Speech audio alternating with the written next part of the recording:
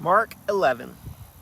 When they approached Jerusalem at Bethphage and Bethany near the Mount of Olives, he sent two of his disciples and told them, "Go into the village ahead of you. As soon as you enter it, you will find a colt tied there on which no one has ever sat. Untie it and bring it. If anyone says to you, 'Why are you doing this?' say, 'The Lord needs it, and will send it back here right away.'" So they went and found a colt outside in the street tied by a door. They untied it, and some of those standing there said to them, "What are you doing untying the colt?" They answered them just as Jesus had said, so they let them go. They brought the donkey to Jesus and threw their clothes on it, and he sat on it. Many people spread their clothes on the road, and others spread leafy branches cut from the fields. Those who went ahead and those who followed shouted, "Hosanna! Blessed is he who comes in the name of the Lord. Blessed is the coming kingdom of our father David. Hosanna in the highest heaven." He went into Jerusalem and into the temple. After looking around at everything, since it was already late, he went out to Bethany with the 12. The next day, when they went out from Bethany, he was hungry. Seeing in the distance a fig tree with leaves, he went to find out if there was anything on it. When he came to it, he found nothing but leaves, for it was not the season for figs. He said to it, "May no one ever eat fruit from you again." And his disciples heard it.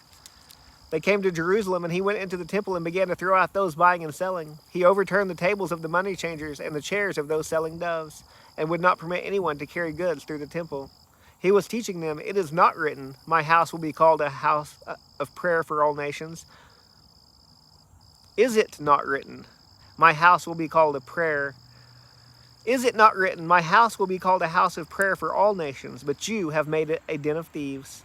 The chief priests and the scribes heard it and started looking for a way to kill him, for they were afraid of him because of the whole crowd was astonished by his teaching. Whenever evening came, they would go out of the city. Early in the morning, as they were passing by, they saw the fig tree withered from the roots up. Then Peter remembered and said to him, "Rabbi, look, the fig tree that you cursed has withered." Jesus replied to them, "Have faith in God. Truly I tell you, if anyone says to this mountain, 'Be lifted up and thrown into the sea,' and does not doubt in his heart, but believes what he says will happen, it will be done for him. Therefore I tell you, everything you pray and ask for, believe that you have received it, and it will be yours.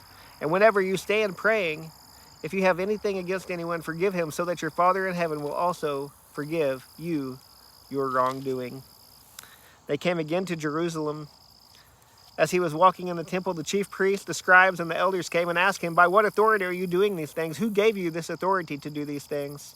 Jesus said to them, "I will ask you one question, then answer me, and I will tell you by what authority I do these things. Was John's baptism from heaven or of human origin? Answer me." They discussed it among themselves. "If we say from heaven," he will say, "then why didn't you believe him? But if we say of human origin," they were afraid of the crowd because everyone thought that John was truly a prophet. So they answered Jesus, "We don't know." And Jesus said to them, "Neither will I tell you by what authority I do these things."